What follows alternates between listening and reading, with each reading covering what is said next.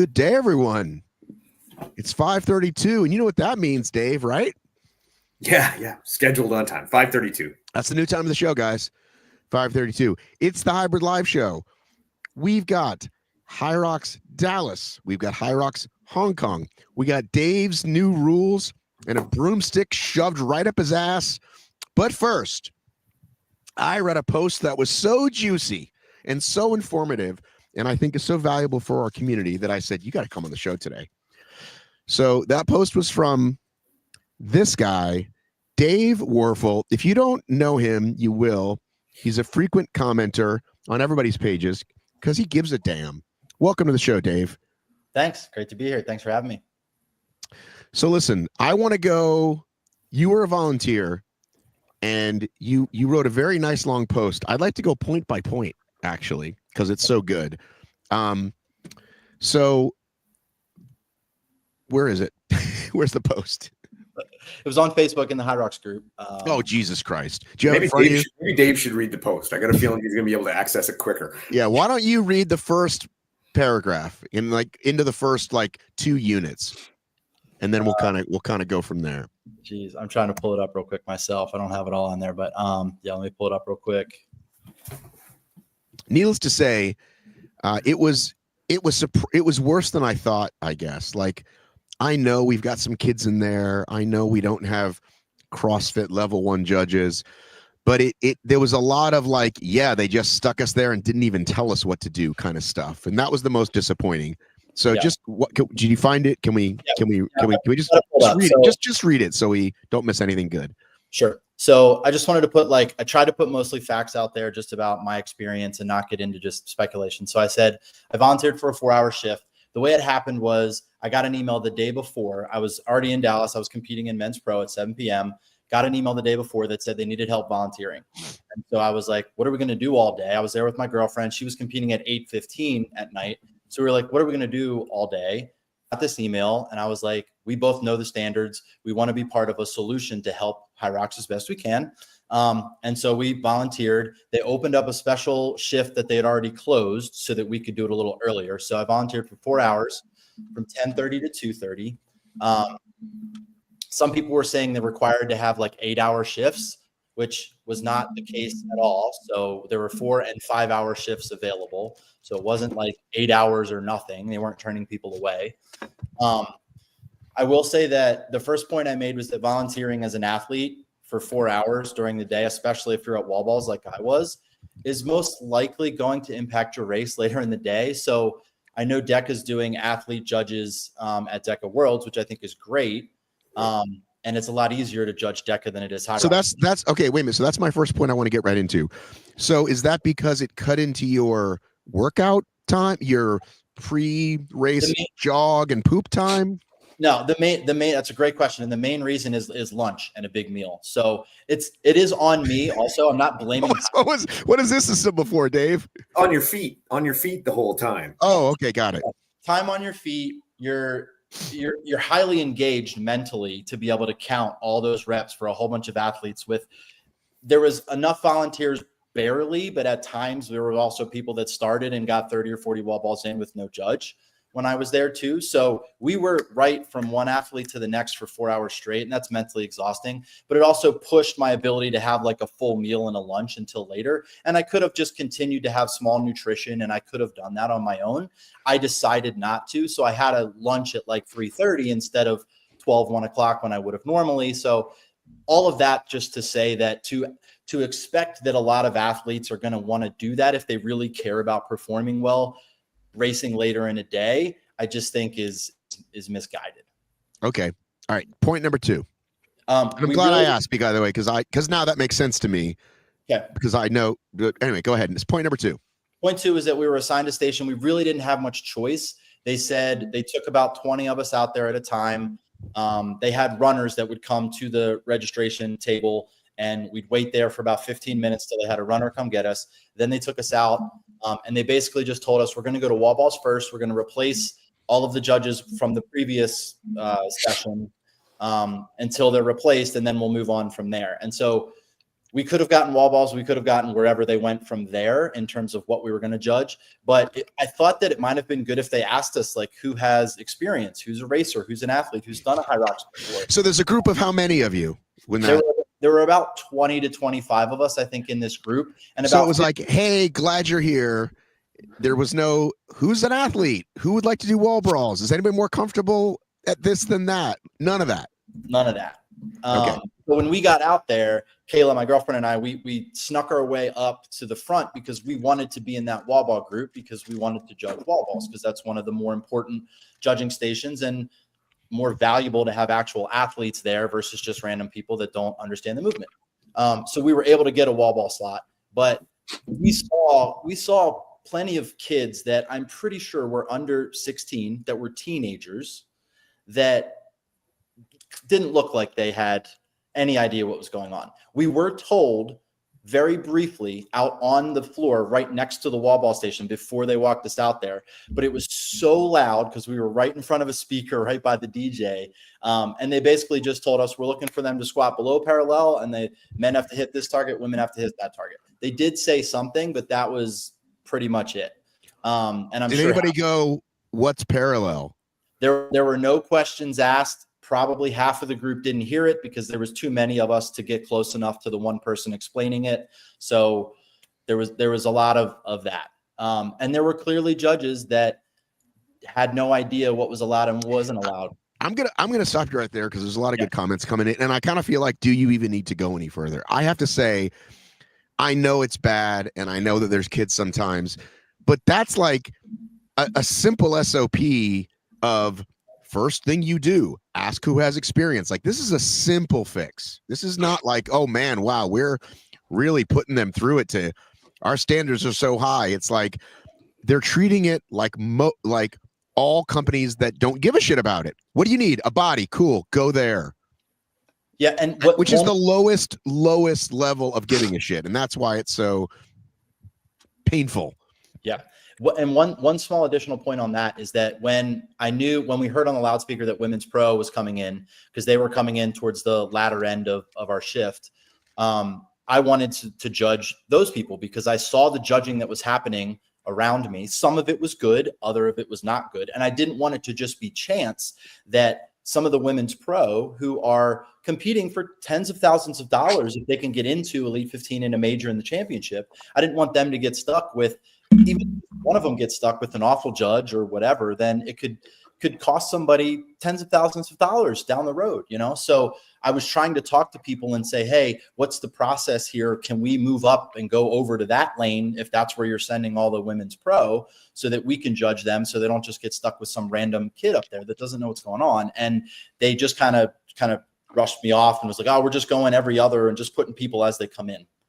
And so I was like, damn, I really wish you just would have taken the good volunteers that you could have witnessed over the last couple hours and had us judge the more important people in the sport that are competing for the money, Rich Ryan, you guys sometimes make suggestions to the higher ups. You guys are in meetings, you're in emails for Elite 15 events and majors and whatnot. Anything about volunteering ever come up? Like for us to volunteer? Well, I hadn't thought of that, but I mean, just anything, just the level of it, your guys concerned that there isn't enough, that there's bad judging, like anything. I don't know. I'm just seeing if you've ever seen anything on that side of things. Not necessarily. I don't know exactly how them bringing that up to us would be beneficial or helpful. And usually the judges for Elite 15 races are people that have been vetted who are more or less would be like a head judge at an area for was there a lead at the wall balls? There were a couple of leads. Yeah. They had red flashing kind of things, and they were trying to tell the athletes, and we would tell them, go to the red flashing light, and they would assign them a lane as it came in. So there was 2 or 3 different head judges, but I also heard that the head judges are volunteers too. Like you said, Rich, though, they are vetted. Chris got a head judge shirt, Chris Rogloski, and they are vetted, and HYROX knows that they're legit. But they could have easily done that at the volunteer tent too, with the ones who are actual athletes. Yeah, so usually those are the judges who are for the Elite 15 are the lead judges who would have experience throughout there. So no, this is not really a conversation that Well, I mean, they have them for the first first 3 or 4, but Matt Mason was saying like, hey, let's help you with these women, and they didn't want the help.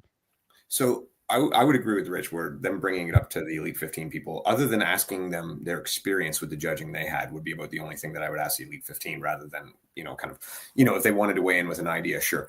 But the problem with the smaller events like the Elite 15, like Rich is talking about, they usually get fairly good judging because it's assigned judges.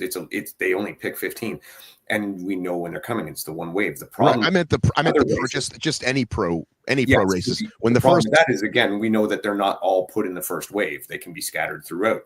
So it becomes harder to predict who's coming in when, and they don't always get the judges lined right. Usually, like an experience in Toronto, for the first few, they had like about 8 really good judges lined up, and then after that, like when Marcus came in, who knows, because he was coming in off the second wave or third wave or whatever the case may be.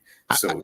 That's where the problem for that I found lied. I feel like, okay, so let's break this down a little bit. For volunteers, for HYROX, you need good reg volunteers, right? That takes a bit of training, right? Mm-hmm. You need a few good ones at bag check, right? And then the rest are at the stations, right? Mm-hmm. So I feel like for lunges and for wall balls, it's pretty easy to find out who knows what and then have them train people. So they don't even have to do it. Like if I'm there and I work for HYROX or I'm the head of the volunteers and I see either one of the Daves, I go, can you take these 10 people and tell them how to do wall balls? Cool. Great. They're off. Right. Oh, another person who's been there 100 times, Kara Mobley, whoever, like, can you talk to these 3 we have? Can you tell them what lunges are? Cool. Take them over there. You know what I'm saying? Like all the things are at your disposal. I mean, this is what I would call Spartan level, and just sticking some kid by the fucking spear with a cell phone and a pizza. It's like, what are you doing, guys? It's a real sport. Timing matters. This is our friend Matt Mason says. I think that right now, what would very much help them is if there was the coaching beforehand. Like if they were just coaching the judges in a separate room off to the side before they get out there. Because like Dave said, when you get out there and try to instruct people, it is so noisy. It is so chaotic. Right. That's why I say you do it before you get out there. You do it at the check-in where they leave their bags. And that's where you do it. That's where you find the little day, the local whoever, and have them talk to the 7 or 8 people. You don't have to, go out there where fucking coach is yelling in your ear and try to talk to them. Yeah. They need to set up like the race directors setting up there and doing the pre-training. And I don't know if HYROX has, I've never seen it, but like a training video for anybody knowing they're judging to even watch online for like 10 minutes beforehand. Something. But I agree. I think it's a very solvable problem. That's what I'm saying. I think that's a great idea. Like if you send it people ahead of time, probably won't watch it. When they get there, they check in, cool, open this in your phones, cool, go for it. It would have taken me 3 minutes to just give me a wall ball and I'll show you what good depth is, what bad depth is, what letting a wall ball bounce and someone just catch it and throw it back up, which is something I saw that I actually went and spoke to that judge and just took it upon myself as another volunteer to go let her know that that's not okay. And then she was like, she felt bad and she was appreciative that I showed her, but 3 minutes right ahead of time at the volunteer check-in to have an athlete who's done it before just walk those 18 to 19 people through it. And then you'll get much better judging. Will it still be perfect? No, but it would be much, much improved from what they just threw out there. Can I say one thing? Because we started really, really negative here. Just before he came on, and I did hear some. Yes, it's a negative thing. It's a point I'm trying to make. They suck at it. They need to get better. Just so you know, just before I come on here too, I did hear some negative things today. But I also, right before I came in, got like a raving review of an amazing judging experience, and everything went great. I can't say who it was because I never asked him if I could. So it wasn't everybody didn't have a bad experience, but I'm totally with Dave. I went through in Toronto and I had a very frustrating experience, so I get it. But yeah, it's not new. This is not new. Unfortunately, right, I think HYROX has gotten so big and they're letting so many people do these races that it's gotten to a point where it's almost unmanageable at the scale that they're managing it. We can make it better by all the things we did talk about, but if they're going to, they must have had between 500 to 1,000 volunteers probably throughout the day, because they went from 7:30 in the morning till almost 10:30 at night. And it's just at such a scale that to expect you're going to have that many quality judges across the board is never going to happen. But it can get a lot better for sure with a few simple changes. You don't know what you don't know. And first timers just don't know. Give them a pass fail example, and that will help load, says Brennan King, who was asked to volunteer and ended up staying 14 hours, and then his time didn't count. But we talked about that last week. All right, Dave. I thought we might spend more time on this, but I think we get the point. Go follow Dave. Dave, tell people where you got cool content that you're doing. Yeah, so I just started a fitness experiment. I'm on Instagram. I'm kind of working on a website as well, but just check me out on Instagram, doing similar stuff to what Matt's doing, trying to bring a little different perspective. But yeah, go check me out on Instagram there. All right, see you later, buddy. One time, Dave was my judge, and he let me get away with a box step over that was not a good step over. I told you about it. And I didn't get disqualified when the rules said I should get disqualified. What a cheater. Rich, is that when they made the Rich Ryan rule? No, that was that for the step overs. Oh, because yeah, like, oh my God, look at this angle. I can't believe you didn't do your box step overs better than this. You deserve better than that. No, that was after that. So Dave, let one slide. It was there to DEKA mile, and on his last box jump, he just had both feet on top of the box, or no, had one foot on top of the box and leapt off of 1 foot out the door. And he was out the door before I could even yell his name. What strategy? No, what a cheat. High level cheating. Yeah, straight DQ, man. Straight. Right. That should have been a DQ. Got me to DEKA Worlds with that. Didn't. Should we go back and video replay it and then just assign a penalty for you? Yeah. Before I go, I'll let you take back your show, but I just want to say, Rich, congrats on 2 back-to-back awesome performances the last 2 weekends. And Dave, with all the DEKA stuff, I know you guys are getting ready to talk about. I had some input that I shared, but I just wanted to say that I know you're trying to do good things for the sport. I respect what you're doing, and you're taking crap from different sides and always will be, but we're going to disagree on some things, but I love what you're doing and trying to make DEKA better. So same thing, buddy. Appreciate it, man. Let's link up out here in the mountains. See you later, buddy. Yeah, sure. All right. Take care, guys. All right, and I'll brag on Dave a little. So Dave does really cool content. When I see people doing really cool content that I wouldn't necessarily do, fun stats, shit I don't have time for all the time, I'm like, dude, come write for HFM. He's like, dude, I really want to grow my own thing. So one day when I have enough money, I will buy Dave Werfel's channel and merge it into mine because he's doing good stuff. All right, so there we go. Now he's gone. Okay, so Dave, thank you so much for alerting me to rule changes, and then you and I collabed on a post today.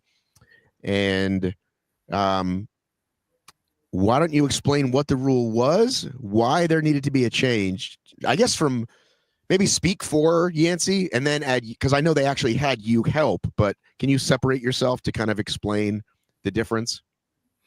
Yeah, totally. But I thought we were just here to bask in Rich's glory. I thought that's what we were doing. We're 100% here to bask in Rich's glory, but I want to, because I know a lot of people came to see that, I want to do that, and then we'll do HYROX for the next 3 hours. So basically, there was like 4 adjustments to the rule books, but the one that really jumps out for now, because it is applicable to the 2024 World Championship, is the lunges, where we are increasing the expectation of hip extension, so that now essentially, rather than before where it was pretty much people were bent right over, and they were, as long as they were getting that knee extension, we were calling it a good rep, which kind of led to some unforeseen stuff where we were now having people so far bent over that it was starting to look a little bit sketchy, and possibly where some people could get hurt in the name of saving a couple of seconds. Yeah. And Chelsea, thank you for letting us use this picture. Yeah, so we had people really leaning over. And then someone like Chelsea is probably never going to matter because she is so strong. She is so fast. But some of the new people coming into DEKA, and we know like DEKA's whole mantra is everybody. We didn't want to see anybody get hurt from a pose like that. So now we have made it so that you see the straight line going through her ankle, knee to hip. Now it's got to go through your ankle, knee, hip to your shoulders, so that you have to become more upright. So is the advantage for a shorter person to not stand all the way up? Is that what we're saying? Because I'm not quite sure I see the difference. Well, you can see the angle of her back, right? Yes. That's the ram is in line with her hips. Yeah. And this one here is really fairly borderline for the line, right? It's right there. But what it does is it doesn't have all that weight leaned on her with like her bent right over. Like when you do a squat, you don't want your back all the way over and the weight right on your shoulders and then standing up on it. It's not great. So like in order the safety, and that's why we've applied the rule now. Whereas normally, like I wouldn't like to apply a rule this close to Worlds, but this just started becoming undeniable and had to be addressed. It's because you don't want So you're saying from a safety standpoint, I thought just because it means people are shaving too many seconds with it. No, I don't care. I want you to be fast as hell. Well, what was the safety piece? There was some. What was the safety piece then? When you're leaned over that far with the weight on No, your but I mean shoulder. too fast and like not applying the rules. That's what I mean. I don't think I'm understanding your question. Rich, you got it? You know what I mean? Rich is tuned out because we're not talking about his amazing time. No. 20 minutes of bagging on officials. That's what we came here for. Yeah. So okay. So right at the start, when people are leaned over like that and they're trying to get going faster with their legs and stuff, it's putting the weight not directly over their body. It's not in a safe position, especially for newcomers, right? You don't want them leaned all the way out there with the weight out front. All right. Has anyone gotten hurt with the old form? I have not heard of any serious injuries. No. But that's what I'm saying. There's some big thing about safety, and I'm confused about what's unsafe about it. Well, we're actually trying to do something preventative. Try to get ahead of it. Do it before people get hurt. Okay. You know, that's all it is. Like, you want to be fast but safe in Dave's World. Yes, fast and safe. Okay. Yeah. So it really that's the text that I saw was in changes made in DEKA 2025, and then when you go to the rule book, it says, you know, they say here's the news, here's the date we made the change, and here's what it applies to. But you're saying it's not just 2025 season; it's now, including the World Champs in 3 weeks, because that was the other question. So the 2025 season is currently happening. Right, but the 2024 World Champs are not in the 2025 season. Correct. So, but this one particular thing with the lunges will apply to the World Championships because it was made as a change as a safety issue, and to make it a change for safety now, but not put it into Worlds, it's not very responsible. Because if you think it needs to be done now because it's safety, well, then you have to put it into Worlds too. But I can't use chalk now. Well, actually, I think it says you can use chalk now. No, it says in 2025 I can use chalk. Oh, you can't use chalk at Worlds. No, you can't. All right. See why I'm trying to clean it up for the people, Dave. So where do you use chalk? I don't know. I don't know who wants to use chalk. To be honest, I think the chalk thing's in there more for DEKA Atlas. Is DEKA Atlas going to be at Worlds? No, not this year. No. Oh. But they were making a rule book that included Atlas, so yes. That makes sense. Yeah, because I mean the farmers carry for DEKA Atlas are fairly heavy. So what if you did this in the front rack position? See, I thought about that, right? Like, just hold it in front of your chin. Hold it. Look at Brian the Ginger, HYROX employee, throwing shade. See, that's what we won't allow that here. You can't do that. So in the front rack, yeah, and that would automatically straighten you back up a bit more, right, Rich? Like, because the weight would be there because you'd have to counteract the balance. I thought about that, but the problem I think we have too is because it is for everybody. Some people just cannot hold the weight up in front of them like that. Come on, Dave. Stop 55 pounds. Come on. You know, Matt, you think Matt can hold it up there in front? Matt, let's get a demo. Come on, get the 55-pound ram up. Let's see you do some lunges in the front. I've got a 44, 55, and a 66. I don't know if you saw me doing some work this weekend, but fucking around with the 66. So, Dave, this is just going to open up the same judging errors. And now that we've bagged on HYROX this whole time about their judging errors, this is going to look like a disaster, and the judging is going to be very hard now. To a certain extent, I get what you're saying, right? Because we changed it to make the judging easier. I don't think we changed it to make the judging easier. The line on the feet? Oh, the line on the feet, yeah. And the line on the feet's still there. But now they need to judge where their hips and shoulders are. Yes. Where before they did not. Higher. However, the difference being the one part, and that will be harder because it's an extra aspect of it. But the lunges will actually slow down as well. Well, somebody, I think it was Trio Fitness, said, will there be no reps at Worlds? And what he's trying to say is he's hoping there's better judging. I'm going to go ahead and say this, Dave. I don't envy you. Worlds is the best. Worlds is the best people, the fastest reps, and there's going to be a lot of pressure on you and Yancey to get it right. And it's all going to be live streams. People are going to nitpick the shit out of it. So I don't envy you, my friend. I applaud you and your brave efforts, but I don't envy you. No, it's not going to be easy. It's never easy. If it was easy, everybody'd be jumping on board to do it. But it's not. It's hard. And that's part of the problem sometimes when we're guilty of it, is any critiquing judges, why some people don't want to try it, because you're going to be held up. But yeah, Rich. So what I've said, that the lunges will be a little slowed down. It will still be harder. It will be harder to judge. But with the burpees, when we think back, we added an extra element to that with the extra extension on the arms above and the body becoming more straight, and it has cleaned up. It has become better. Is it perfect yet? No.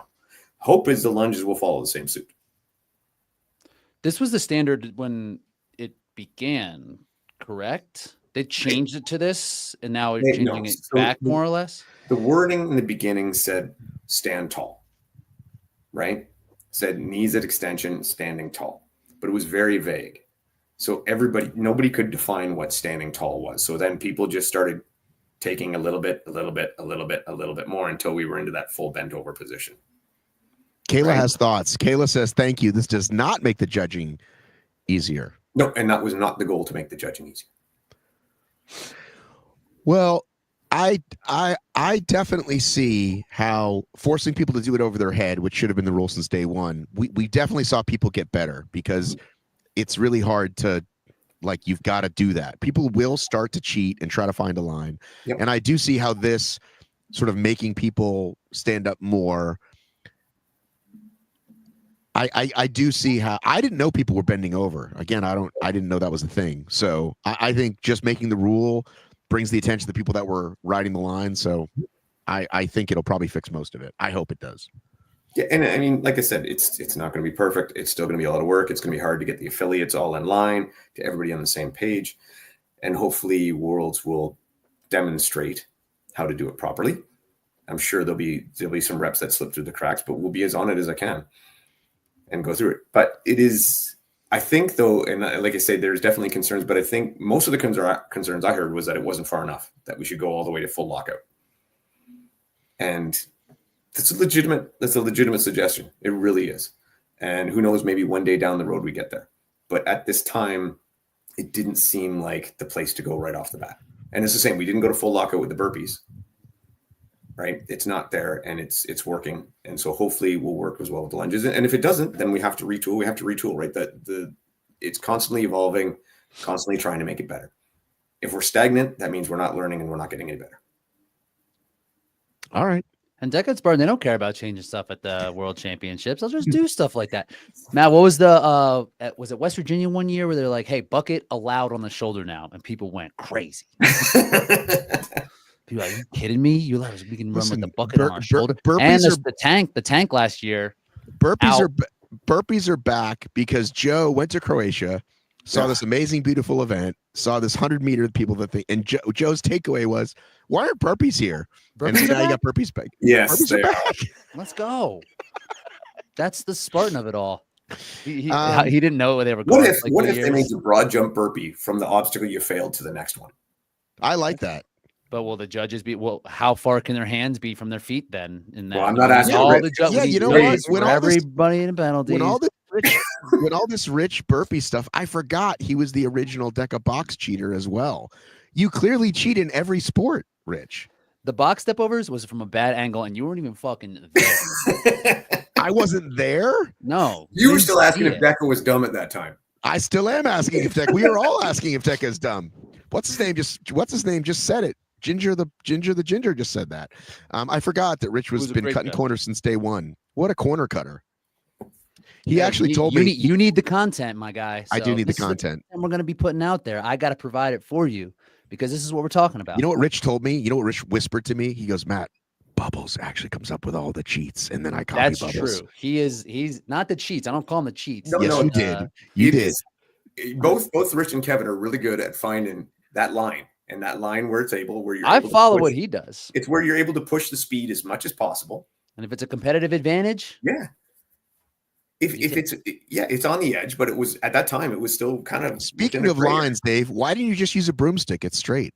I did. And the funny part about that's Mike Zurich. That's Chelsea's husband.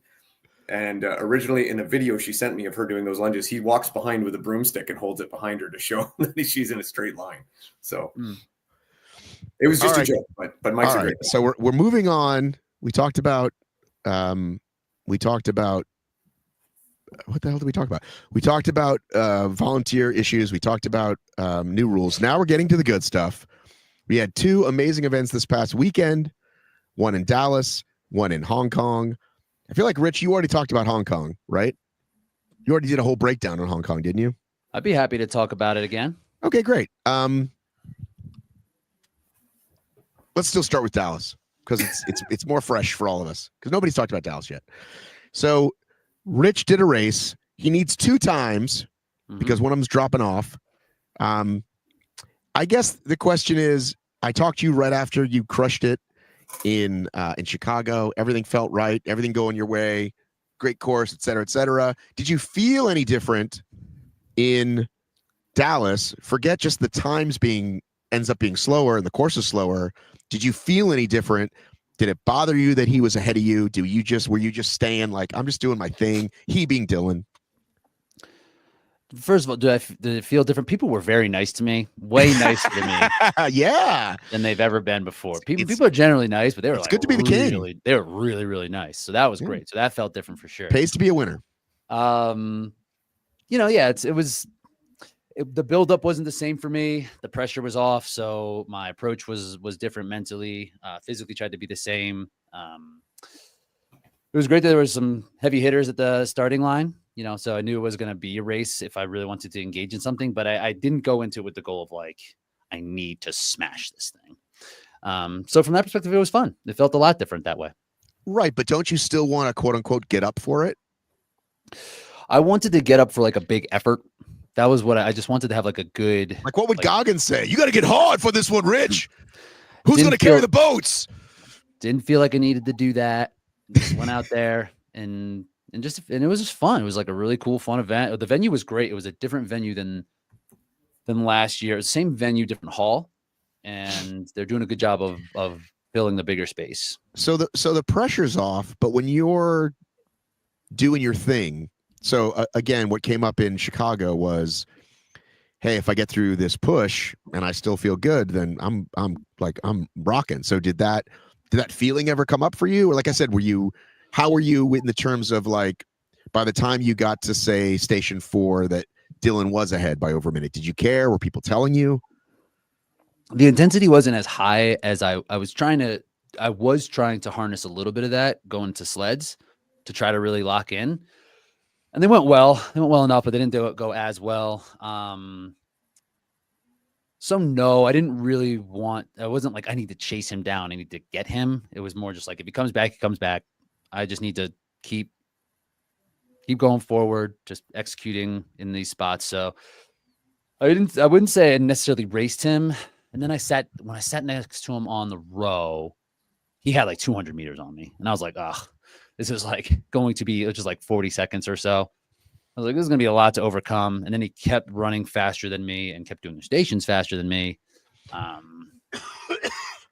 I had a little juice on wall balls to kind of make up some ground. And that was like really the main part where I kind of put it out there. So, but if I was your coach, let's say, wouldn't I say like, you need to be able to find that dial, find that gear, even when the pressure's not on? Why would you say that? Well, because if you only perform your best when you quote unquote have to, that doesn't seem ideal, I guess. Why is that not ideal? Why don't you want to perform your best all the time? I did perform my best in that day. You can't peak for every race. You can't PR every time, right? You can't. I'm with Rich. I don't think the intensity he had in Chicago was so legitimate, so real. You can't manufacture that when you come back down on something when now the desperation's not there. He's just doing this run to maybe just help his time come up a little bit, but he's safe, he's secure. And exactly 1 week after to try to remanufacture that, I don't think you can. And just to use your language, if it's only to perform them when it matters, to perform my best when it matters, why is that not good? Why would I want to? Why would I care about performing the best when it doesn't matter? When the Chiefs play lousy and lose a couple games of the year they shouldn't, because they're like, it's fucking September. We'll turn it on when the time is right. Like that's okay. They won the Super Bowl how many times in a row? Does anyone remember those? And that was what's actually nice about this event was that this event doesn't have any bearing on who I am as an athlete. I was able to perform well, so I didn't feel like I had to go out there and prove anything. I feel like you feel like I'm judging you. I'm asking because I like to learn. I'm trying to get into the mind of the elite athlete, and that Chiefs reference actually makes really good because they joke about it on Simmons a lot. They're just like, can they stop doing this? Can they stop fucking around? And then in the fourth quarter, go, oh yeah, we're the Chiefs. We should win this game. Like sometimes. Here's what I'm really asking is this is what I found myself asking while I'm talking to you is I am genuinely curious, right? And this actually dovetails to another thing, which I think is I'm really asking about. When Sandy drops out a fair amount, or I know your boy Kent dropped out, like, I think that's the question I'm asking is there a time that's actually not a good idea and you really need to stay in because you might need it? You might need to find that gear some other time. So like practicing the mental callousing, right? Like that's kind of what I'm getting at. And again, without judging, although it's hard for me not to judge Sandy because it's just happened so much. Like I'd be lying if I said I have no opinion on this because I do. So, and again, I don't know what happened with Kent. I don't know what happened with Sandy, but I feel like, not a PR day, I'll drop out. Like, and apparently that happens in running all the time. I don't think with HYROX you have that many chances. There's certainly practice when it comes to doing things when you don't want to. And when you're doing an endurance event like this, your brain and your body are screaming at you to stop doing it because it is so uncomfortable. So yeah, for sure there's merit in doing something and pushing yourself to there. And only you really know, right? Like if you know when you get to that moment and you either lean into it or you quit, and quitting might not be stopping, right? It might just be backing off, letting yourself off the hook. And I think a lot of that's done in training, and a lot of that preparation is like wanting to go there. And if that's the goal of the event, then yes, like if the goal for this event was to push myself physically and mentally to the brink, and then I got out there and I was like, never mind. Then yes, and that would be a missed opportunity. But I didn't feel like that necessarily would be the case. But that's a lot of what we're doing, chasing here in endurance sports is like, how much can you how much can you tolerate? How much can you convince yourself to keep going when you don't want to go? So yeah, there's certainly a habit in that and building that character. And it can be the other way too. If you let it overtake you so often, then that becomes a bad habit that you'd want to kind of shake. But for me personally, I feel like I had that. I felt like it, like I feel and it's probably the first time, now that I think about it, it's probably the first time the pressure's been off in a long time because you did have a few rough ones and then you finally had the home run. And so it's like, oh, okay, cool. Yeah. So it's like, this is working. I have the ability to do that. I don't need to prove to myself that I need to do it every time. And there's certainly some athletes who might just be that way. Who might just be wired. Like every time I step out there, I'm going to murder. I'm going to like kill. I'm too old for that, dude. I'm too old to do all that. I'm just out there having fun. It's the first race in a long time, though. It didn't have like some sort of weight associated to the time. And there was a little bit of weight associated to the time, but I'll have more opportunities. So I'm happy with it. What about when you did catch him on the wall balls? Did you in fact were you both on like wall ball 72 at the same time or something? No, we never quite evened it up. I think I was at 9. I think he was at 90. He dropped the ball like 94 and I was at like 91. I think it was something like that. It was very close. I was screaming for you, buddy. I was going nuts. Appreciate it. I think Dylan said that he set the wall ball down. I think Rich is right at 94. And he said he was going to pick it up when Rich got to 91. Something like that. Because he felt that would be enough time for him to get the last ones in. Rich probably made up 30 of 35 wall balls. Yeah, I think he got by 2 wall balls. Yeah. Yeah. And he had that in his head. He's like, I need to get 35, which I thought was funny. That's exactly how it played out, too. Dylan's such a student of the sport. He knows exactly all the numbers and how it all kind of plays out. Well, he knows exactly where he's feeling, too, right? Like he said, he goes, I'm sure every day wouldn't be I need 35, but that particular day he was dealing with some stomach issues and stuff, and he goes, I need 35 today, or I'm not going to be able to hold on. Right? That was an atypical performance for him on wall balls too. Like it's not the strongest of his stations, but he's usually not giving up that much time. No. He was definitely just trying to hold on and get through it at that point. But yeah, he held it together though. He ran tough from the start. He did it the hard way. I did it the easy way. I was hanging out. He was hammering from the start. I don't know what post race content you have planned with your buddy Nick, but what was his first thoughts? Your buddy Nick Bear. He said it was harder than he thought it was going to be. And I think that's a lot of people's first experience coming into this, and expectations are high, fitness is high, but he, it was hard, man. It's a hard race. Yeah. Max got his ass kicked, Fennel. And it's like, and he posted about it, and it's like, yeah, this is truly one of those things that all the sims in the world will not help you. I mean, they'll help you, but about this much. You know what blew me away about Nick was I thought he was cooked. Like, I thought he was done. We thought he skipped a lap because he jumped. We were on the chat and we're like, did he skip a lap? How did he come back? Because he was out of it, and then all of a sudden he was right behind Jack D, and it was just crazy how he went from such a, like, the burpees. It seemed like it fell apart at the burpees, and I thought he's gone. At one point, they were going to the rower, and people in the chat are like, did Nick drop out and all that stuff? He was so far behind, and then just boom, he's up there again. So credit to be able to like die and then resurrect yourself mid-race. I don't know that I've ever seen anybody pull that off. There was a lot of people were asking me like, what do I think he was going to run? I spent a little bit of time with him, and whatever. People were asking me, and I thought that middle part would be a challenge, like the put like after pull into burpees, but like he does a lot of volume. He's super strong. So you get to sit down on the row a little bit, gain your composure. He can crush, like, farmer's not a problem, crush the lunges. And yeah, he's just good enough to do that. So I'm happy that he was able to like pull it back together. There's a lot of people out there rooting for him, man. Like, he's got a flow on. He's got a yeah. It was cool. It was cool seeing like all the support, people like wearing BPN stuff. Wow. Yeah, it was cool.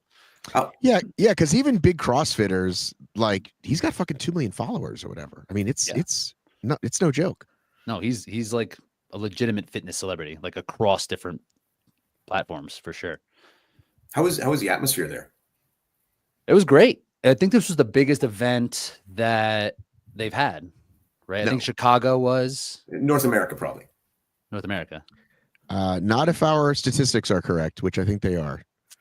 I thought I had heard, and I'm not saying. I thought I heard 6,500 or something like that. I just heard someone say it was the biggest North American one yet. Yeah. Maybe the biggest one-day North American or something like that.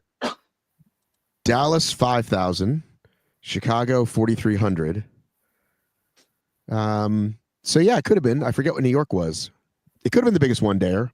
New York, I think they were claiming around 5,000, which realistically probably means 4. Yeah, New York was 4,000. New York, I thought, was 2 days. It just felt like 2 days because it was a really long day. Yeah, no, the atmosphere was great. It's a good community down there. Have you been to a Texas event, Dave? No, not yet. I've only been to the DEKA in Texas. It's the only time I've been down there. Yeah, really solid fitness community. Yeah, I mean, there's so much going on there too. Like, I mean, the games were down there this year, and it seems like a lot has been happening in Texas the last couple of years. Cheryl has a question. Rich, how come HYROX hasn't updated your times yet on the major leaderboard? Thank you for asking, Cheryl. Thank you for asking. I actually sent out an email today. I was like, what's going on with this? Can we make sure that we are all on the same page? Because it's like, it's the next event. I remember planning. I remember even before the last major, like, it updated like something, like somebody's dropped off. Hong Kong, I was like, it's lifetime. It's like, I thought it was they programmed it to live, but they have not. No, but the Hong Kong times are in, and my time is not. Neither of my times. Neither. So where will you be? I think I should be 8th. I think I'm going to be the fastest non-auto. And where will Dylan be? Well, Dylan's already in. I always forget. Yeah. Dylan's already in. So who needs to get in? Our boy Kent, right? Kent's an auto. Kent's an auto already too. Jesus, who needs to get in? Looks like on the outside in Marcus Wallace, man. Marcus, baby. Yeah, his time hasn't updated either. He's got to be like a top 20. Close. Right? I think he's in good roll down territory. He'll be top. It'll be right around top 20. Yeah. That'd be awesome if he could be. But listen, it's doing what we wanted it to do. We are getting the truer and truer best people in the sport, right? Like, no more one lucky race gets you in, right? We're getting the competition's rising, the times are getting better. Yes, Rich, you're shaking your head no. Well, now I'm shaking my head no. Now I think now that I'm in, it's great. It was like that last year, wasn't it?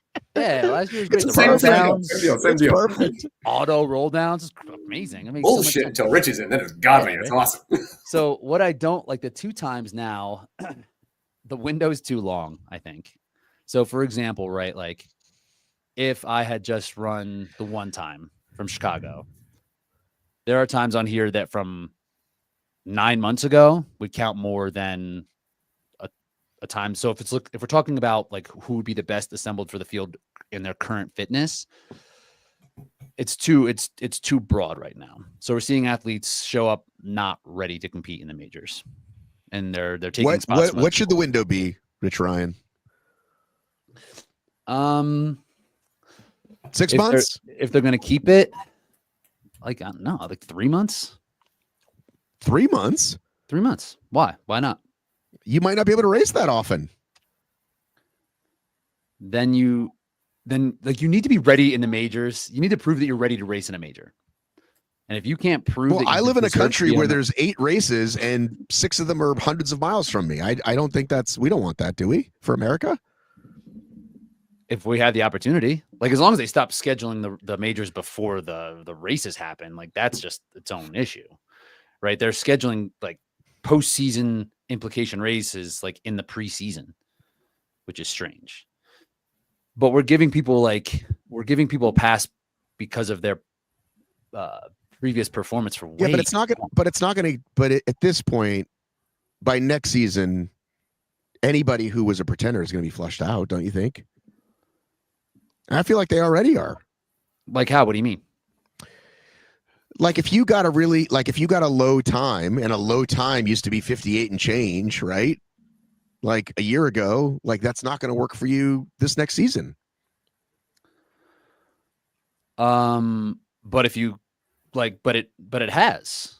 What are you talking about? Like it's happened the first two majors. There were people in the women's race for sure who were by next season, but I've been saying by next season. I think the same thing will happen again. No, because the times keep getting faster every year. So a time from 23 isn't going to hold up. Yeah, but the same thing could happen with the same people are getting faster though. Like everybody's getting faster en masse. Like the whole percentage of the times, everybody's times is going up as an overall average.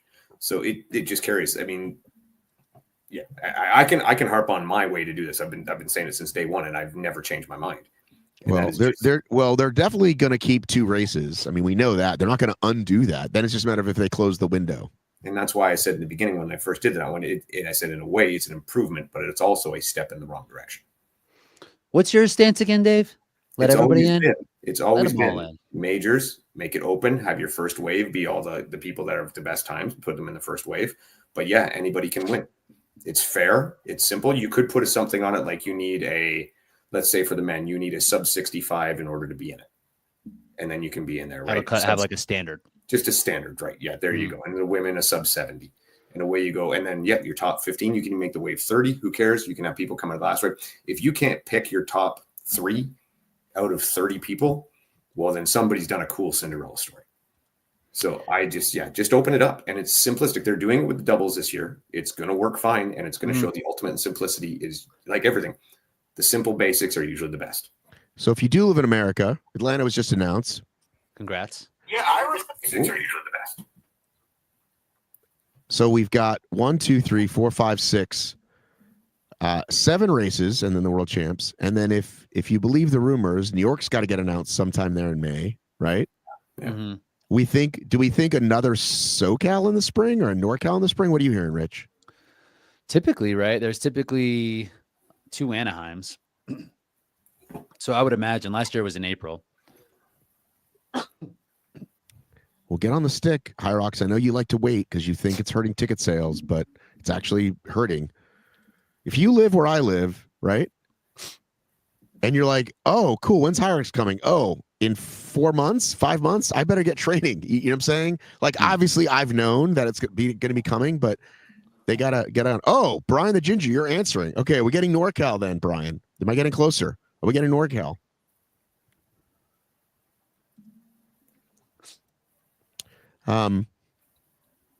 So yeah, get on the stick, HYROX. Come on, just give us the bloody dates. You're not going to hurt sales. People that live down here are going to do it. Well, it's not just training; it's travel arrangements too. It's training, it's travel. It's, oh, by the way, I already registered for Miami, and I would have done Atlanta because it's closer to me or whatever. Yeah, but they hope you do both. Well, that's why they don't do it. Yeah, that's exactly. You literally just said that. I know, but they're gonna. I got her ticket sales. Like, but it's just silly. They're gonna sell these things out. Seems like they will. Yeah, especially when it's a one dayer. Yeah. Can you guarantee that 100%? There's no more West Coast this season. 100% you can guarantee. So it'll be 2025, 26 season. So after Worlds. All right. Well, that's all we're gonna get, I guess. Is those races? Dallas just happened. Houston, Miami. Anaheim, Vegas, Houston, DC, Atlanta. DC is the open. Is DC the open championship again? Mm-hmm. But it's not a major. No, correct. Okay. You going to Vegas? Yeah, New York City. Yes. Yes. No, so that one's coming. Vegas. So we know that one's coming. We know they got to go back to Pier 76. We know it's going to be a big one. It's just a matter of when. Is it this season? Brian, will we get it this season or is it next season?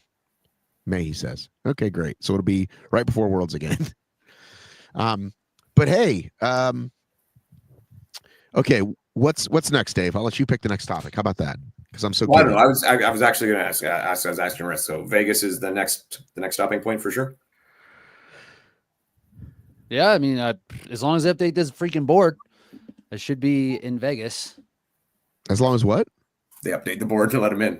Yeah, because do you think it's a conspiracy, Rich? Do you think all your shit talk has finally come back to you, and they're going to say, "Fuck this guy. We don't care if he ran a 54. He's out. No fucking way." That'd be great. They didn't even run up. Me and Sean Noble are blacklisted. He's not getting updated either. Like, we can't have neither of these guys out here. Do you think it's because of the Ryan thing? Oh, that did get fixed. That got fixed. No, my race in Dallas, the Dallas isn't updated either. So if you're Rich, what number you said you're going to be? I think I'm going to be 8. So Jonathan Wynn gets bumped, or has he put a time in since then? And Graham's in too, right? I know Graham's not in. Graham would be just Graham's in Worlds now. Graham's in Worlds. Right. But like, that's what's also like, you can be qualified for Worlds, but not be qualified for the next major. Yes. So is who's going to get bumped at the bottom? At the bottom is Voice-On, Jake Dearden, and Jonathan Wynn. Those are the bottom 3. Let me look at because it was Ryland was staring at that same thing too, where he was qualified for the Worlds, but not for all the majors. Yes. I think Wynn was just 57 again. He's been pretty good about keeping those 57s in the mix. He was, Wynn was 57.30, so he'll probably stick right around there. Yeah, Wynn, Holiday, Avron. So who are we going to lose? That's what I was asking. Who we're going to lose out of this top 15 right now? Out of this, it would be Wynn. Because he hasn't done better than this. No, one of these times will drop. It will be replaced with a 57.30. Right. And then Sean Noble might jump because he now has a 55 and a 59. Yeah. So he might bump Wynn or Dearden out too. So it might be both of those guys. Right. I got one more question for Rich too. So Rich, like, you ran a 54 something and then like a 58. Like, that doesn't happen, Rich. What's fucking going on here? I thought about this too. If those results were flipped, reversed, then it's like, come on. And then we see that stuff happen. We're like, okay, dude, you were more fresh, and now the next week you take off 3 minutes. Yeah, I don't think so. But it was flipped, so I was tired, man. So. No, and I think it looked like to me that Dallas was, and maybe when you were on there, I don't know when you were on the track, but it looked like it was very crowded and not the fastest course. It was crowded for sure. It wasn't as optimal. Like, Chicago's just like set up perfectly, right? Like there's nothing I would change about that course. There's some inefficiencies here, but it was more efficient than the year before. It's definitely a step in the right direction, but it was just like a little bit tighter. And it seemed like there were more people on the course. Felt like a little hotter. It was I heard there were some high rock zone times too. That's been a disaster in terms of like this. The timing did not work very well, so I don't know what any of these rock zone. I can't imagine the rock zone. Hey, did they? Did they explain why we lost your times in the middle of the race? Why starting at the lunges they just disappeared? No, yeah, because we had to wait around for a while to actually see our finishing time. So I got no explanation for that. You didn't even ask. You're just like, I don't care. I'm the king of the I'm world. out of here, man. I'm just chilling. I'm having a nice time. People are being real nice to me. Let me go talk to them. That's all I was there for. It's funny because I find it way easier to be mean to you when you're on top, and I got to be nice to you when you're having a rough go. That's you're just too nice of a guy. Yeah. Well, when you're on top, it's easy to pick on you, man, because you're feeling good. I'm bulletproof. Bring it. Yeah. But now people being really nice. So yeah, but Dallas was cool. Man. It was a great event. AZ Bev says crowded is an understatement. Yeah, I mean it was compared to what Chicago was like. It was that's Bevilacqua, everybody. That's one of your best female racers says. So absolute legend. So my only issue is getting across when I first get there. That's my most frustrating thing. They had the same corral. Could you get in? Could you get in? That New York thing. They had that corral situation where they would like. Right. New York was harder though because it was so jammed. Even though Chicago had a similar valve thing, like here's your right ventricle, here's your left aorta, whatever. They didn't quite figure it out there. You didn't know you were going to get a little heart, little science, little bio. I'm kind of impressed. I got to be honest. Biology. Listen, I know about these things. I've had my hat looked at. So yeah, that's my biggest concern is like, shit, do I have to, if I happen to leave to go get food or something, do I have to spend 10 minutes getting back on? They did have that valve situation and it worked okay. But what was nice is that there was a second door that led to the warm-up area that you couldn't like get to the inside of the venue to go like watch. Where in Chicago, the athletes had to wait for that valve system. So it was like hard to get in and out for like the bathrooms, right? But this was easier to come in and out. So that setup was actually better here. Sometimes there's a bathroom on course. Like in Chicago, there actually was, but then they locked it. They were locked. No, it was earlier. It was open. Wouldn't that be rough? Like if you actually finally have come to the conclusion, I need to go to the bathroom mid-race, and you decide I'm going to do it, and you hit the bathroom that's on course and it's locked. Talk about pissed off. You have to wait for the valve system to open up. Exactly. Got a whole ventricle situation. See, now you're always going to think that. That's what I do. I leave a lasting impact, Rich. That's what I do. But that was completely butt talk. None of that stuff probably made any sense. I'm going to fact check you on this aorta situation. See what's what. Can confirm there is a valve. There's. See, Brendan King. They locked it after 4 p.m. It was open the whole time before that. Ugh. So if you'd gone before that wave, you would have been okay. So, do we want to talk about the women's race for Dallas? Do we want to move on to Hong Kong? What do you guys want to do next? Yeah, of course. Like Amy Bevilacqua, she's amazing. Repping, crushing, straight weapon, mate. Legend. And what was interesting because I thought Chicago was running about 2 minutes faster than this course in either direction, whatever. So Chicago could have been that much faster, or this was it's probably a combo of both. That this one was, just a normal course. But what did your friend at RoxOpt? Did it predict anything accurately? Meaning, I'm saying that's what it's supposed to do, right? I don't think I think he only does the big predictions for the group for the majors. I don't think. No. He that app can predict anybody's time. That's the whole point, right, Rich? It gives you like a scale of like where you could potentially end up. So yeah, I got one. It's fantastic. It's cool. a great app, man. Like I'm like, this is a lot of info. It's probably more than I know what to do with. Let me see. Yeah, it really is. Cool. It needs a bit of an explainer sometimes. Let me see what it did predict for me on this. I don't know if I did, but we can take a look at this. Brendan said he mapped it all out for us. Yeah, I guess let's see it. Hang on. Let me pull it up then. Hang on. I'm curious exactly what it does. That's what I'm kind of asking. Oh, for sure. RoxOpt? Yeah, hang on a second. What's Brendan's?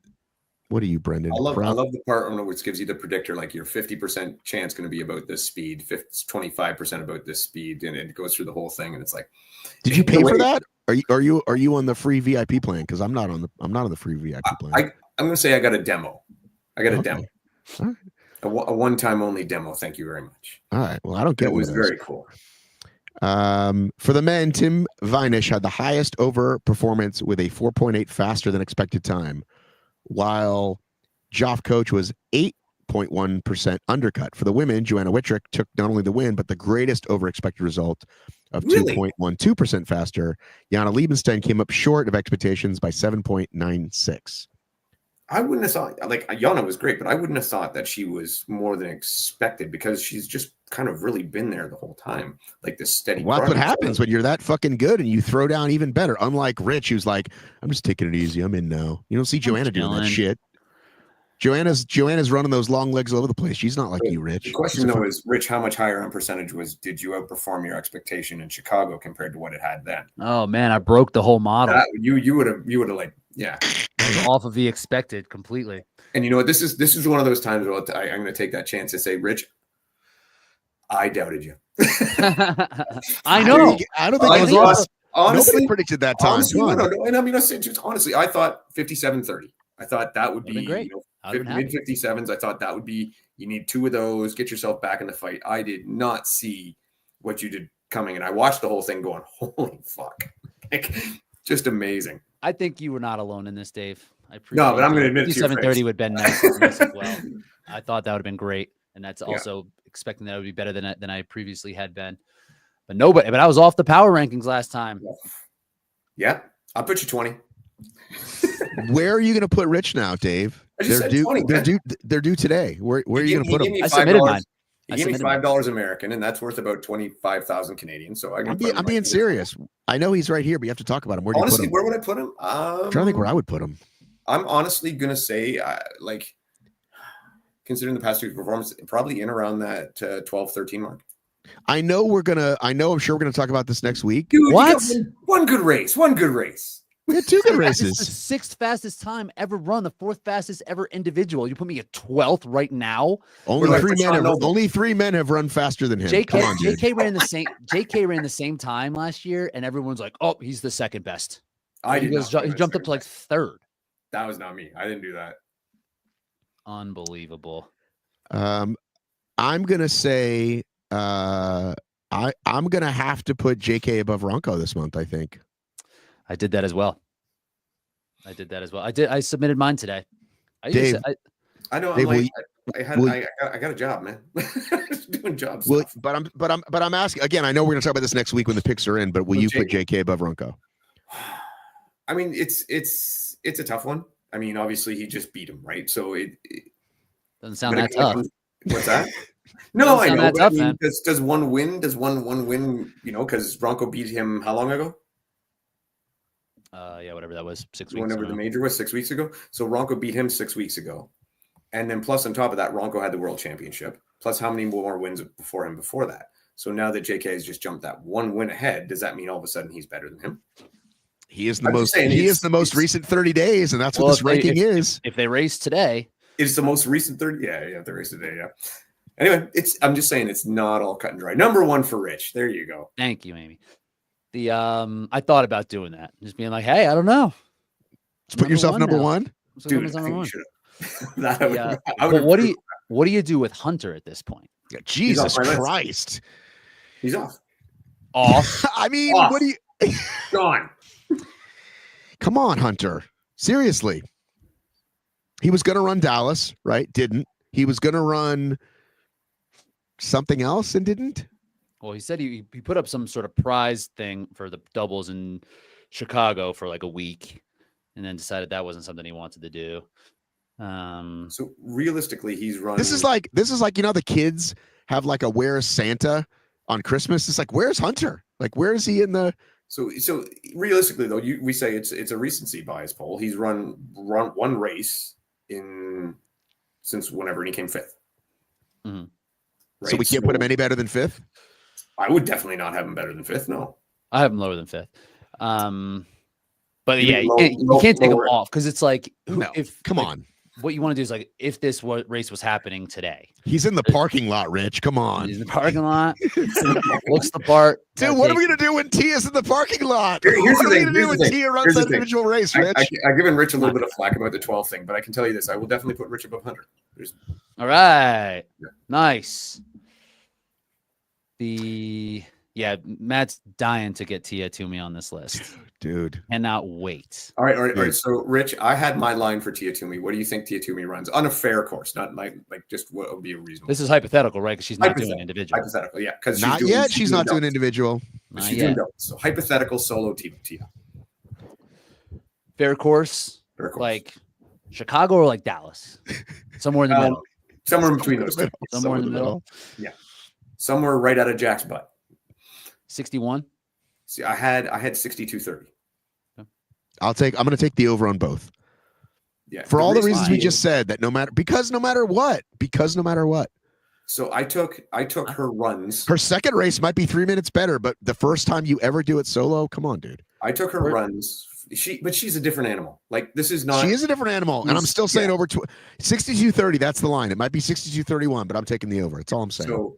So I actually don't argue with that. But the 62-30 I got because what I did was I took her run splits from the first event at Rogue Invitational, and obviously I didn't use the ones with the weight vest, just the other ones. So I took her running pace, which is about a 4:15, punched that in, put it over the 8.7K. Then I took Lauren's world record time and her zone times from there and gave that to T, and it ended up about a 62-30. Right. I mean, it's not perfect scientific, but I'm like, that's kind of where I figured it would. Yeah. I love it. And just to be controversial, I'm taking the over, even though she's going to be in my parking lot. All right. The main Let's thing, go back to the women here. Real quick, is that Michaela Norman, coming from CrossFit background, her first race, she was like 60 flat. Yeah. So it does happen. Yeah, and we all know that Tia has wheels. She can run. Her background is running. Yeah, she was a cross-country athlete. Yeah. Back to the women. I'll be thrilled if she makes me wrong, but I'll just be fun and say. Oh, this was something that I was getting to as well. The course I thought was 2 minutes slower here. Maria Fetchik ran 1 second different time, so she actually ran a really solid race. Like if she put that out in Chicago, she would have had probably 62 high. Yeah, she has her training is going really well. She's constantly making strides. You know, not that I'm playing favorites here, but she's amazing. Go Canada. Oh, hang on a second. T. Sholos has a comment, and T. Sholos is a big supporter of this program, so his quote gets put up. Hindsight, you kept dropping jokes, quote unquote, on race frame that you were just going to run a 55 and be done with it. Yeah, see, I dropped some subliminal messaging out there, letting people know. No, I did not know I was going to run fast. Kidding, I was in my brain, I was like, yeah, if I run 56, that'd be great. And I was like, is that too optimistic? So I was on Dave's side of this as well. Do we know Meg Martin from Australia? Is she one of JK's friends? Martin. She was part of the doubles team that was the fastest mixed doubles team at Worlds. So her husband ran in our race. He ended up right around 10th, but he was one of the dudes who were out with me, Kent Dillon, and Nick Bear, like at the sled push. So she ran a really strong race. Yeah, she was in the second heat. So that's good. So that was her first pro solo. And then what about Carolyn? Do we know her? I don't know much about Carolyn. No.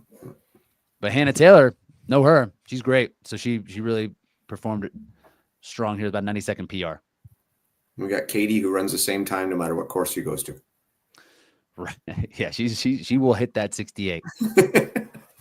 I love Katie. She's great too. She actually did a stream later on of Maria Fetchik's husband and Adam DeJong doing doubles, and she was absolutely hilarious. Look, the homie Michelle Navarro makes that top list that you got put up here too. She had a great showing. Michelle is class. For sure. So she did really, really strong. And like rocking that RMR swag, bro. She designed that too. She is the designer, head designer at RMR. Janelle Teal showing up and having a good run. Yes, and she definitely. She volunteered for a ton of time after the wall balls after. You know, good for her. I know Sam Faddis. I saw that too. I saw her on the live feed because she's a giant. Oh, I know that. I know that lady. She was fourth at DEKA Strong. Is that right? Or no, she was not that high. She was up there though. Sixth. Yeah, she really did She came third in the ultra. Oh wow, really? Yeah. So did the doctor. The doctor that I put on blast. Didn't he do well in the ultra as well? Where are you getting these photos from? When you look at yourself, when you like are ready to press post and you're like, is this a photo that makes any sense. Ladies and gentlemen, this is my logic. Do you want to get behind? Do you want to get behind the curtain here? Listen, Rich. I know you know a thing or two about social media, but I do too. So I'm going to put up a picture of you, right? First thing I'm going to do, I got to go to your account and see if you've got something doing the thing, right? If it's a DEKA race, can we find you a DEKA? If it's a HYROX, can we find you a HYROX? Except for when it was you, I used to put a lot of OCR pictures because I knew it made you mad. Did that for a while, but I let that joke go. Okay. Then you're bringing it back with our man Hayden Warner. So Hayden has very little in his account. Oh, and I got to make sure it's not an OCR report photo because I'm not allowed to use those. So then what am I left with? And this is a guy who's not an influencer. He's just a regular dude. He's got pictures of him and his wife. He's got some triathlon stuff. And then I Googled him and I found this really great picture of him from his job as a doctor at university. And I said, let's go with that one. Okay. No one will forget that guy. Are you going to forget that guy? I know him, so. Oh, okay. Well, I know him too, and he's going to be on the show very soon. That's my boy. Because I had reached out to him, or he reached out to me because he's a big fan of the show, and said, "Hey, I wanted to talk to you." He had done the ultra, and yeah, and then I found another picture where the person he resembled the most, which was Bill Nye Science Guy, and I just like to help the people. Okay, that's all I do is just help people. Mm-hmm. Growing the community. Okay, here we go. Let's get back to the friggin' subject at hand. We covered Dallas. I think we're ready to move across to the APAC region. Yes? Yeah. What was that? I don't know what it was. What was that? I think that was his best New JK. Zealand? Is it Kiwi? Guys, it's very late. You guys know I don't stay on the phone this long usually. I had a sneezing fit this weekend. I'm allergic. My face is puffy. I don't know if you even noticed. No. Sorry, didn't. I was out there doing work this weekend. Dave, I know you would have been proud of me. I saw Dario doing a lot. I knew that's what you were going to say. I'm like, he's just going to talk about how Dario's in the videos. Well, first of all, someone has to hold the camera. All right. And that's me. Let's just quickly, I'll just cover this quickly. This shed, we being mostly Dario, spent as much time on just the roof as the entire base. Because the roof is made of these pieces which are supposed to just slide in. But which one of you is an engineer? I feel like, is one of you an engineer? No. What do you call it? You're both very smart, though. I respect your brain. I'm not just into you guys for your looks, your HYROX times. I respect your brains. What do you call it when 3 different points need to go in at the same time? Like a triangle? Well, Brendan, I don't know. I got nothing for this. Yeah. So if let's say you're trying to put something in, right? And when you push here, the second side goes up, so then you can kind of push both down at the same time, and now you've got success. So when that happens at 3 different points, okay, and you only have 2 hands, and it's only at where one person can reach it. Do you see what I'm going here? Mm-hmm, mm-hmm. Yep. What would you call that? I have term? no idea what you would call that. It's a different thing. See, Brendan's helping me. The kinetic mounting is very difficult. Fine, we'll move on to Hong Kong. There you go. Can I say one thing? I will actually say one thing about your shed. It looked like much more of a gazebo than a shed. Sorry, it is a gazebo. That's the term I was looking for. It is in fact a gazebo. Thank you. But listen, Dave, just so you know, I pulled my weight while Dario was doing a lot of it. I had lots of brush to clear away. Okay. And very manly. Very manly, clearing away the brush. Even got the boys involved, had to bribe them with Chick-fil-A, but got them involved. Try simultaneous. I'll go with that too. Okay, so let's talk about Hong Kong. Mm-hmm. I thought all the APAC races were done, but nope, there's a Hong Kong Major. Because remember they had like 7 races in a row over there? And then we finally got the Hong Kong Major. Yeah. Which I did not stay up to watch. I'm sure Anthony did, but did either of you stay up to watch it? No. I would have been. I woke up like I was on my kind of getting ready for work when it started, so I didn't watch it till after I got back from work. I did it. Yeah, I knocked it out first thing in the morning, but no, I was not. Were you on a treadmill or a bike, Rich, or were you just making your little coffee, your very special coffee? Making coffee, Resolute coffee. Just going through that. Friday was a travel day, so I just wasn't working out. So I was just consuming. All right, so let's start. Dave, what are your takeaways from Hong Kong? Joanna is so legit. And I mean, one, obviously, I don't think there was anyone who didn't have Lauren winning that race. Mm-hmm. But for what Joanna to do what she did was just amazing. The way she has improved on her stations from previous races, where before sleds looked like a weakness and this time it was like not. And she's just learning and improving so rapidly, it's scary. That was probably my biggest takeaway was that, because I did not see anyone but Lauren winning that race. I thought Joanna would come second, and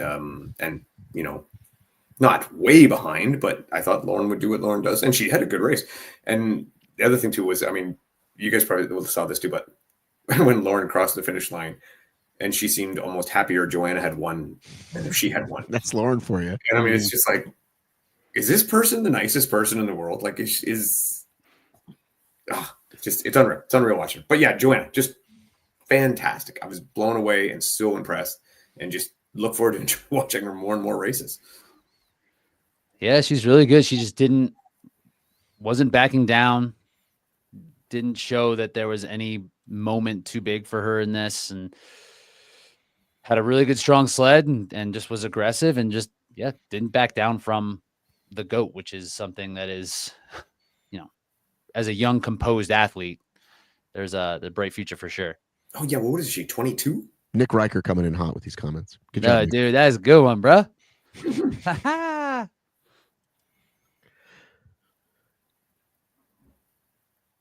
Houston, Texas says there's a female Australian rules HYROX like one does CrossFit. I'm giving up and only watching pickleball. I can't watch pickleball. It's too dangerous.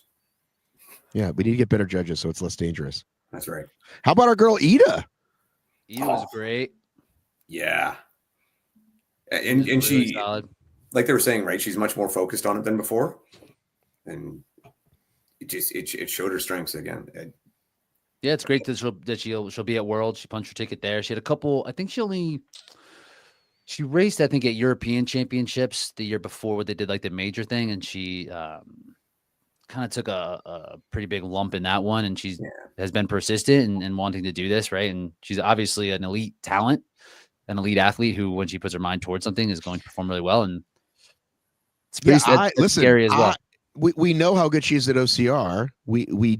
I didn't think she had this in her. I would have had Laura ahead of her. I would have had Zara ahead of her. I would have had probably Sika and Jess both ahead of her. I mean, I didn't think she had a fourth place finish in her in this field. So great job.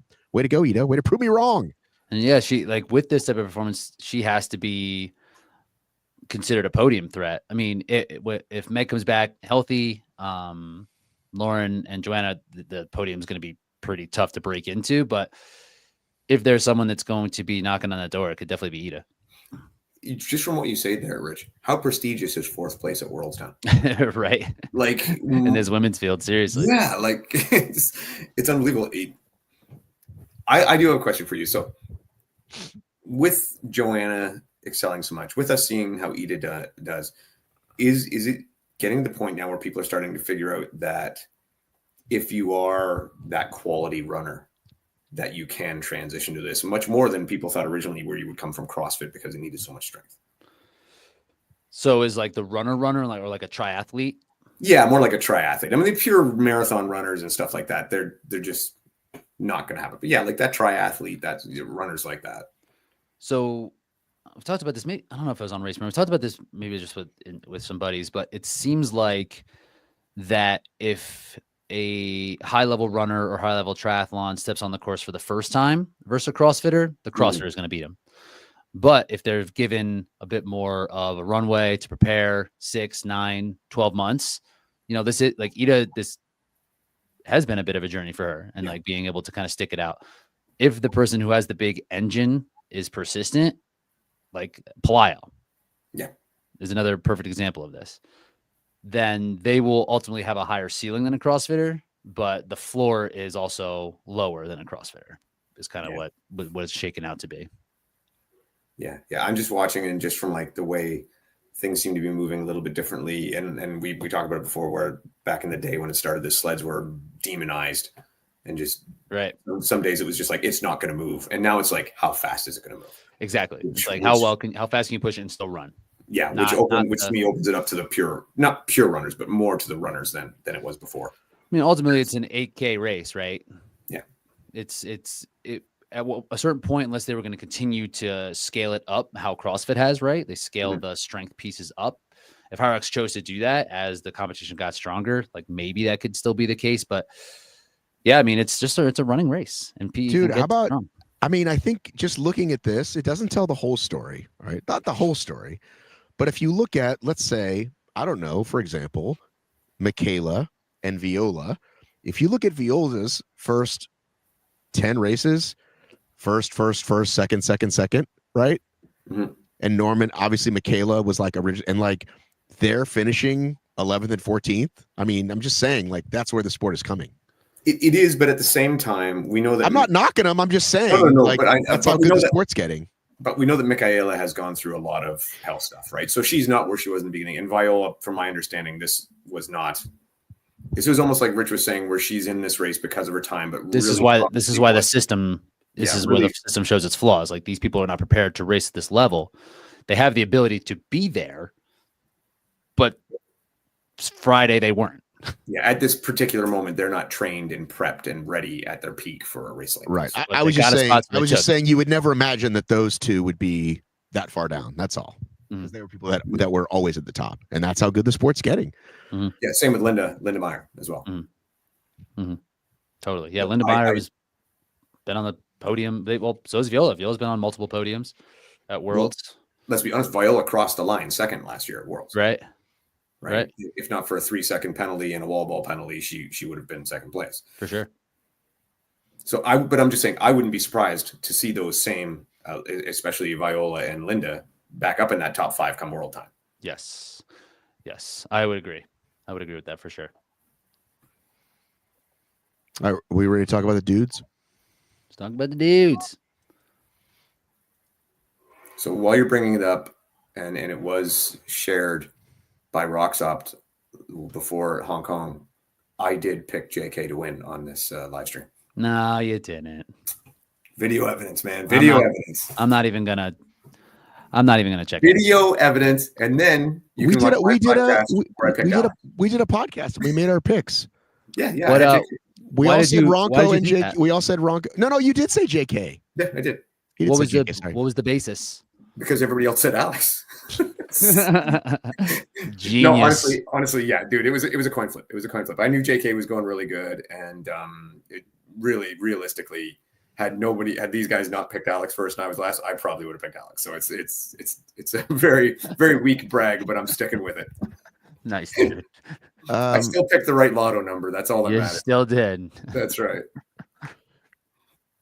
I did not hear or see what happened with Ryland. Did he say is he still just not up to whatever? His lungs not working? What's up with Ryland? Who we guaranteed was on the podium prior to these last 2 races? I think he just went out too hot. He just overcooked it in the beginning, and probably isn't 100% ready to maintain that pace. I love how Brendan is trying to teach me how to use the internet. Yes, Brendan. When it doesn't work, I leave and come back to it. I know how to do that, buddy. Thank you, though. Love you, man. Anyway. Because we were so excited. We're like, oh boy, no one's gonna take it out to Hunter and Ronco, like this guy. It's gonna be awesome. And now he doesn't seem to be a threat. I think he's still a threat, but the problem is he's an inconsistent threat right now. Yeah, I mean, he was in the top 3 for most of this race. Yeah, he ran out of steam. Yeah, I mean, these sleds seem to not move as well as the sleds moved in Amsterdam, as well as the sleds moved in Chicago last year. Yeah. So this really was his first taste of something that was like hard on the sleds, and he hit them hard, and he didn't change his plan around that. I mean, it almost worked. I mean, he held on for a long time. It really wasn't until the wall balls where he fell apart. Looks like he came out of lunges in 4th. He was in 3rd going in. Yeah, and then just got to lunges, and his lunges weren't awful, but they weren't up to like the elite level that these other athletes will be. So the next Elite 15 race, are you going to put him in the podium, Dave? Maybe it's going to be one of those things where we're going to have to watch how he's feeling and how his training is going. And that's probably If he says, I feel 100%, are you going to put him he in says there? he feels 100%. Yeah, I would consider putting him up there. For I sure. am not until he proves himself otherwise. I think he has the capability to do so. And it's just right now it's inconsistent. So if you think he's feeling good and if you think he's had a good training block and he's got a good lead into it, then yeah, he's a good pick. If he's not, then not so much. Where are you putting him in the power rankings, Dave? Number one, all the way. Just to piss Rich off. Rich, Ryan, are you putting him in the podium of an Elite 15 race? Rylan? Yeah. I mean, he just did it. So like it's not a crazy pick, right? I'm just saying if the dudes are there, if you're there, and JK is there, and Dylan is there, and Ronco is there, I mean, Graham Halliday is there. He did just do it, right? He just podiumed. The only one on that list that wasn't there was Rich. Yeah. Well, Rich is sorry. No. Rich is sorry and lucky. I think we're well aware of that. And cheats. Cheat a lot. It's for the content. You ain't cheating, you ain't trying. That's it. So, of course, yeah, I would pick him. Depending who's like you can't count him out. I mean, he's such a gamer. He's super aggressive. I'm not counting him out. I'm just saying I'm not putting him on the podium yet till he bounces back. That's all. All right. Well, I think that's fine. I mean, the Vegas race should be loaded up.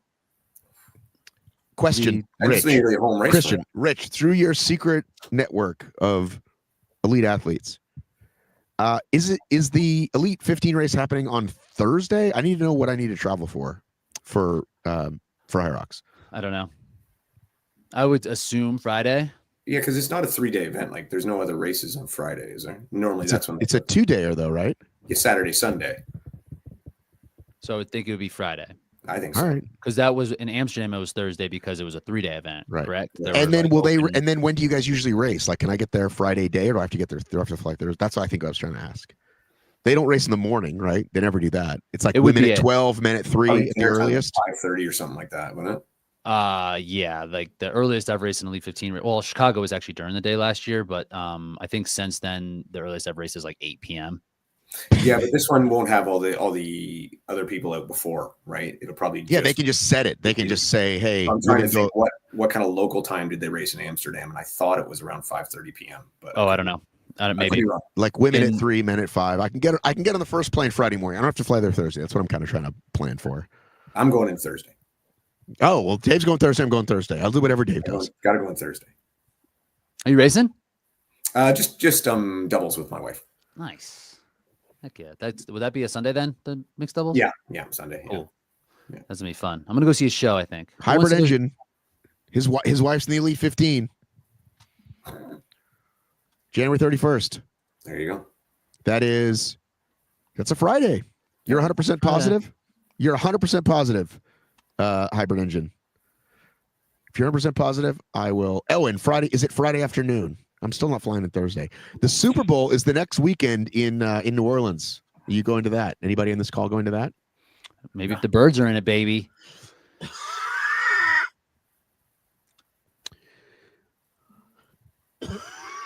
Excuse me. What did you think of Tim's performance? Did that one shock you? I thought he would qualify in this race. I didn't know he'd get second. I picked him to qualify. I picked him and Graham to qualify. I think I picked all the qualifiers right. I don't think we did the podium pick. I would have picked Ronco to win for sure. I did not get the qualifiers right on this one. I had Paleo qualifying, but I did not have Graham or Tim. Who else did you pick? Who else did you think? God, who was it? I had Rylan, but Rylan was good. I had Rylan on the podium, but not qualifying. Who did I have qualifying? I'm trying to remember. I know it was Yannick. I think it might have been Yannick and Paleo. And then who was my third one? I don't think I had. I just don't think I had any of the qualifiers. I constantly underestimate Tim. He's been pretty outspoken about being healthy, and he's a super aggressive racer. He was a couple of years ago beating Ronco regularly. He was like top 2, top 3 in the world. So he was going to be the next guy because he was so young and doing so well, and then ran into some issues. So I think he's just back to form, and this is the best performance he's had, hands down. Yeah. So maybe they were so aggressive, and he just was incredibly aggressive. He did it the hard way. He probably was not. His wall balls looked not fun, but he hung on there. So he's tough. He's good. And then Graham Holiday, he did what he does. He came in there and made up 2 spots on the wall balls and just unbroken wall balls, man. Yeah, that guy's a beast. By the way, congratulations on your unbroken wall balls, Rich. Thank you. That was the goal, Matt. I was like, I'm just gonna jog this race. Did you get a patch? They give you a patch for that. Did you get a patch? They give you a patch for that? You're supposed to, yeah. I need to get my patch. So here's a question. Are JK and Sandy and or Ronco all coming to Vegas? I would think that. I mean, JK's in Australia, not so long. JK he just shows up. He will show up. JK likes to just let her rip. Ronco had originally said he wanted to win all of them, so I mean, I would guess he still comes. Well, he didn't. Well, he can't win all of them now. No, so but I would guess he's not. I would guess he does not come. You think so? But his planning was to originally go to all the races.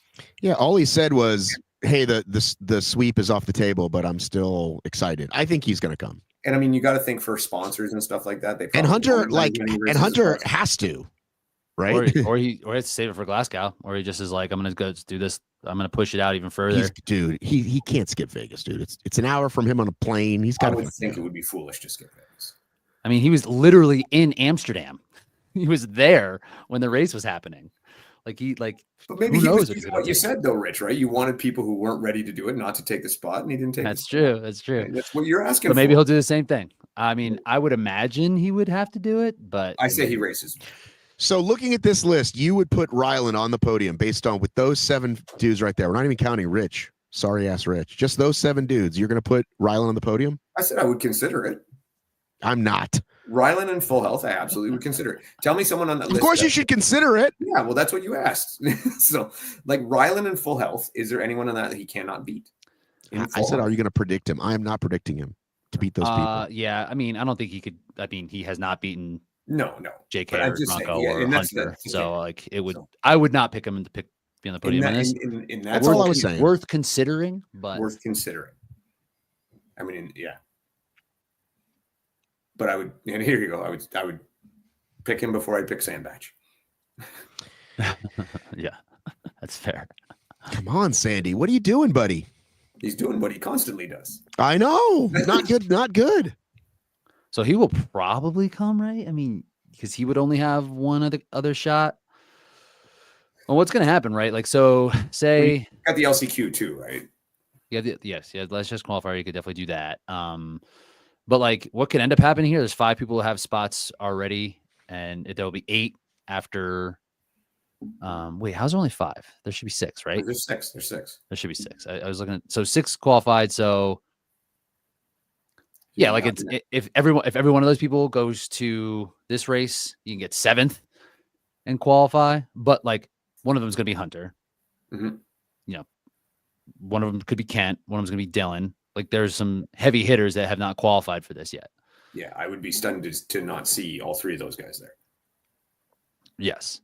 Vegas is going to be a race. Yeah. Wait. Vegas is going to be exciting. Oh yeah. Yeah. It'll be a great. I mean, Vegas it's the town, right? It's going to be a party. It's going to be a show. It's going to be what HYROX is. It's going to be an event. I want to go see the Jabberwockies. Anybody interested? Dude, I'm down. Let's go. What is that? The guys with the thing. You know, the thing. They wear masks. Hip hop dance. It's like a hip hop dance group. Oh, okay. Shaq famously came out with them for the All-Star game like 15 years ago. Matt's hip. Matt's hip as can be. Rich, we know a lot of the same stuff. How hip can it be?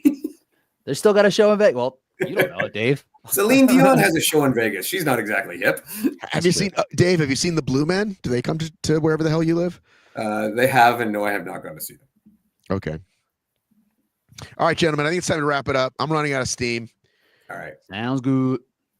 Let me remind you that you can catch Rich Ryan every week on the Race Brain podcast. You can also find him on the Ermer, although right now that one R holding up the other 2 pretty big.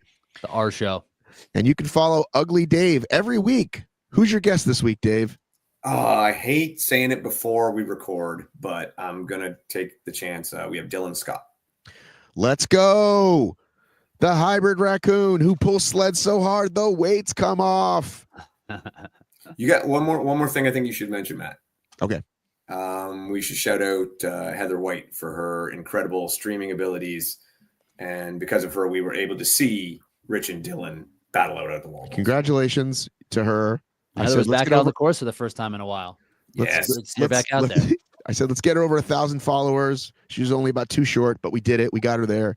Way to go, Heather. By the way, I'm going to say this now. If you're at a race, okay, message me and be like, hey, I think I can go live, and we'll put you on my account, or I'll tell everybody to go to your account. I don't care. But everyone always asks me, where can I watch it? So if you're there, message me and say, Matt, I can do this. But and don't Amy was live too. That was one too. I told Amy to go live, and Amy's like, I don't know how to do this. I need my kids to tell me. And then she ended up doing it too. But all right, everybody, I'm ending the stream. I'm ending it. Take care.